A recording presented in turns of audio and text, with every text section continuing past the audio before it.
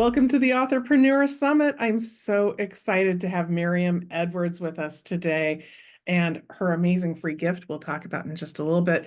First, let me give a formal introduction and read her bio for you so you have an idea of who we're talking to today. Miriam Edwards, a passionate advocate for caregivers, dedicated to fostering a mindset of abundance and support. With a diverse and accomplished background, Miriam combines her expertise and personal experiences to inspire and uplift fellow caregivers. She's an international speaker, master's in accounting, associate in theology, IRS Enrolled Agent, tax resolution specialist, New York health and life insurance agent. Through her motivational speaking, Miriam empowers caregivers to find balance, resilience, and fulfillment in their roles. With her deep knowledge in accounting and tax resolution, she also offers practical financial advice, ensuring caregivers have the resources and peace of mind they need. So important. Wish I knew you years ago. I really do. Welcome, Miriam. Thank you so much for being here. Thank you for having me. I'm delighted to be here today. Oh, thank you so much. So I know that you're working on getting this new book out. We're just days away. Tell me a bit about your upcoming book and what you're working on right now. I'm happy you asked. I am ecstatic and about this book and using this phrase that's been around for so many years, whether you're a butcher, a baker, or a candlestick maker, we all need care. And as a fellow caregiver, we count ourselves out so many times.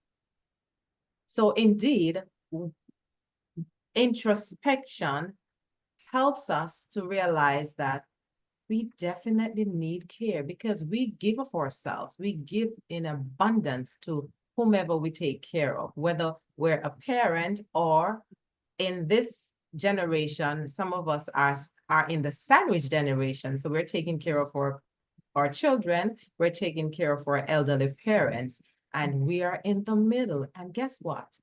We take ourselves out, we give everything, and then nothing is left for us. So I am here to enlighten or to remind us that we need care. And that's the purpose of that book.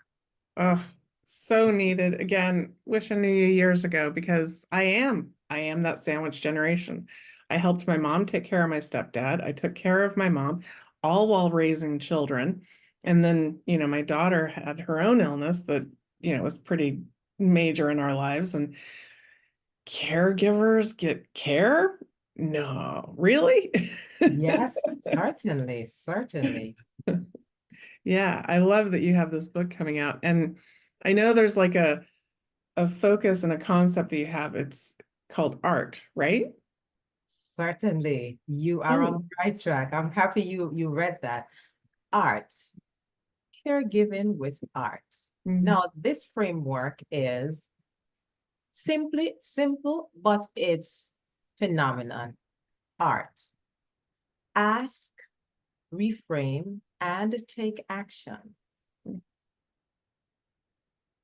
It's simple, but a lot of times we tend to miss the point. In giving care, we tend to think we know everything.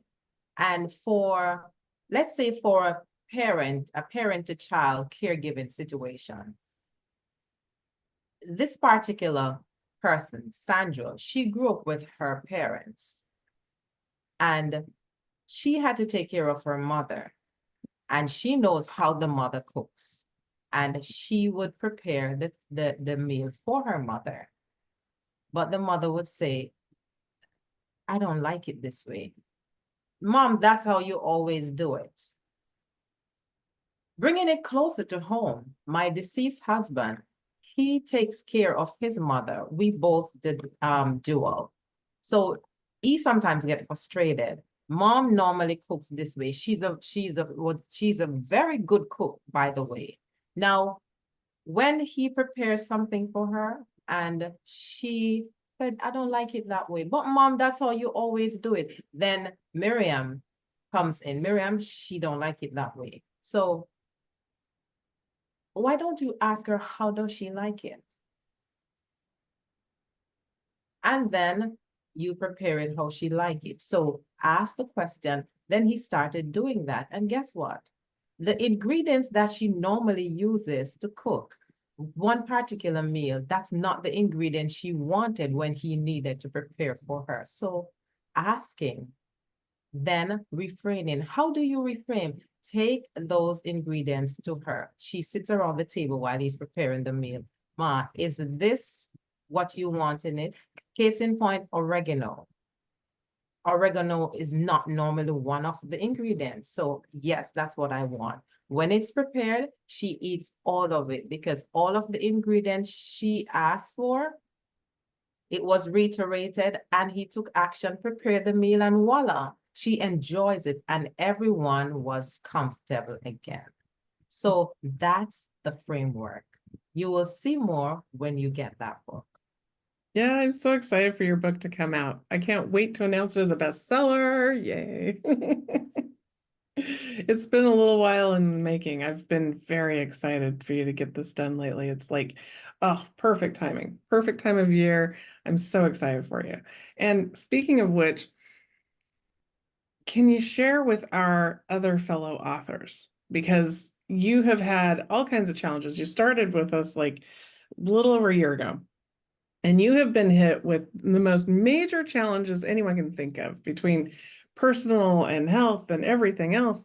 So, how do you keep going? And do you have any encouraging words for authors who might be struggling or hitting their own obstacles in life? How do you keep going? How do you manage to finally get it done?